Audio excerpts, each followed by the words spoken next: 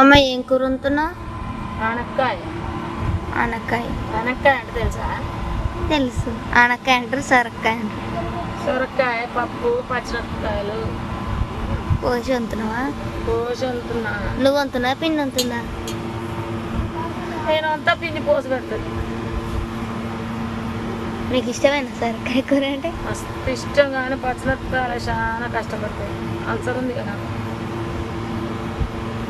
అయినా పచ్చిమిరపకాయలు వేసుకొని వండుకొని తినాలని కోరుతాను. మరి అంతా పచ్చిమిరపకాయలు వేసి అంతా మీకోసం అన్న అంతా, నాకు లేకుంటే ఒక్కదానికోసం ఏదైనా వేసుకొని తింటావుగా నువ్వు. అయితే తింటాం. నువ్వు తినని అంటే చెప్పు మళ్ళా.